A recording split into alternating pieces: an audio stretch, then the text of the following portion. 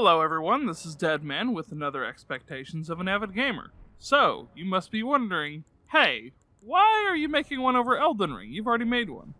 Well, I had a harebrained idea that I would like to try out.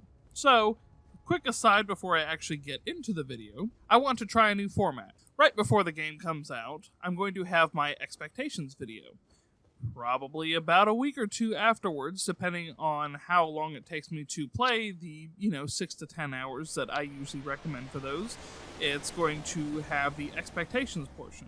And then the third video on that will be the finale. So once I have completely beaten the game, this will be a more kind of unfiltered review of said game. And that also works for things like Elden Ring, which I won't typically make an everything great about on.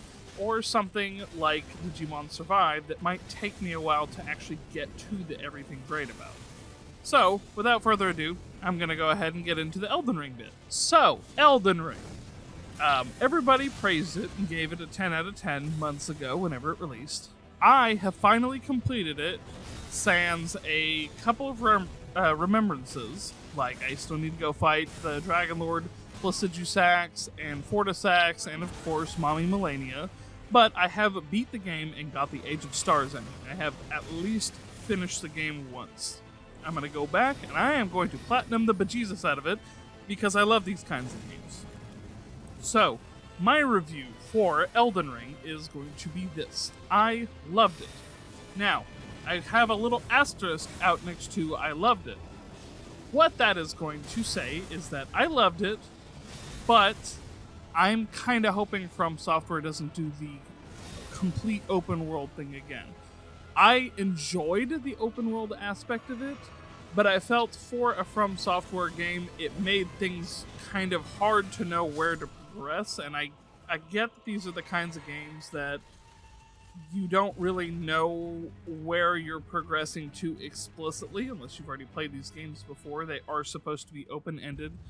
But I feel like the open world can either wreck a first-time player, so like myself, whenever I first went in there, even though I played all the Souls games and have played them over and over, I still got my shit kicked in when I went to Caelid the first time, because I'm not very good at these games. I have the perseverance factor, and that's about it.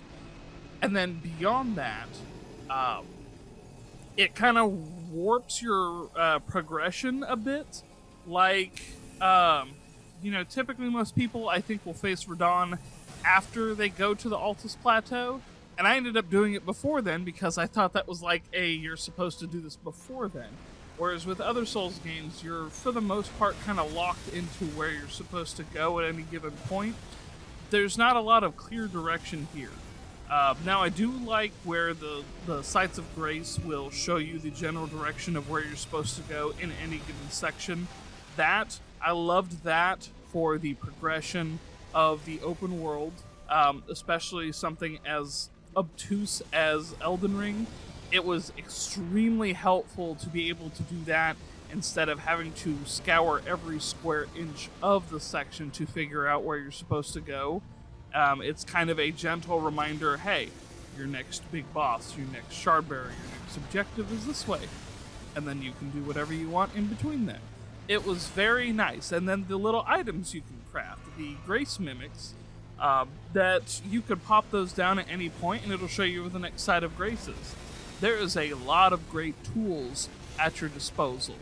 And going back to the open world thing, I don't think it's a completely bad idea, but as far as progression goes in a Souls game, I'm not a huge fan of it. If I were to give a score, I'm going to probably say like 9 out of 10. It's still a completely fantastic game.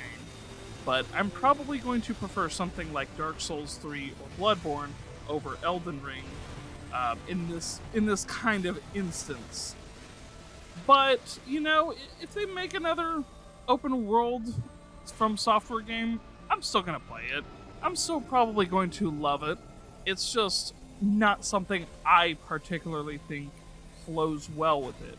But, that is my opinion. Most everybody loved the open world aspect of it, and I'm really glad some people did. I kind of felt like with an open world game, since there wasn't a lot of things that let you know, like, hey, whenever you look through this area, there's nothing telling you that you're, done with it. And I know that's kind of the whole point of these things, is to be hands off and not hand holding. But there are some things that I completely missed the first time because I thought that I had gotten everything in there. Like the teleporting chest to Caelid, I thought that was the only thing in that area. And then I looked at someone else's guide on it, and they were saying, the twin blade is here, which is what I wanted to use first, was the twin blade. And I completely missed it because I thought that was the only chest in that area, was the teleporting chest. So, it's not a horrible thing, but it's not something that I specifically enjoyed about it. Now, as per usual, I loved the legacy dungeons of these things, because the legacy dungeons are where they shine the best with their level design. But as much as I wasn't a huge fan of the open world, man, do I love riding around with Torrent and just kind of taking everything in. Everything is beautiful. Even after you burn down the Erd tree, it is so cool. You can go to just about any place on the map, and you're going to see little embers floating through the air because the Erd tree covers everything, and it is so huge. And you can see it at any point too, and it's just a really cool little thing that I liked about it. And all the areas were nice and varied. I still think one of my favorite things was to go through the consecrated snowfield. It kind of gave me the frigid outskirts feel from Dark Souls 2 without having a bunch of random reindeers just completely ruining your day.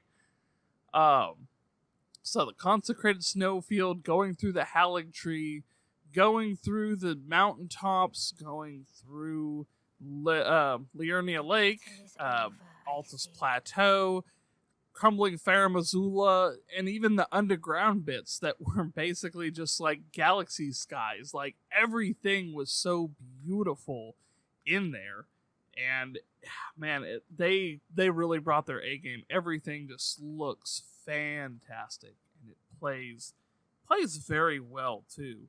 I actually think I was kind of underleveled whenever I ended up finishing the game, but I still managed to work my way around it, and that was a really cool feeling.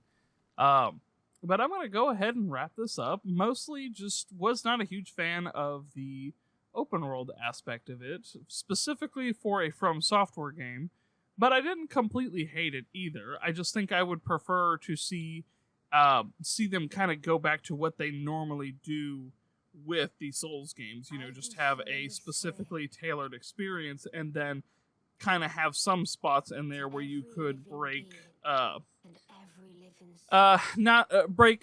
progression, if you're good enough, which, I guess that is also part and parcel of the Souls games.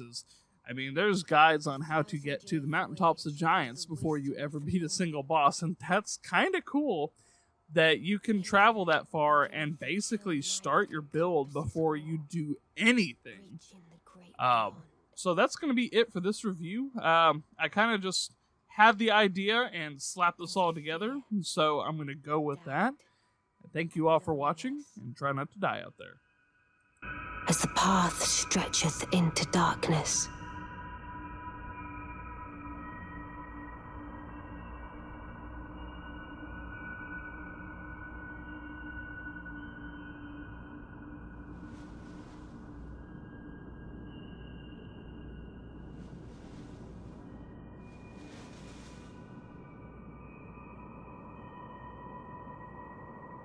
well then, shall we?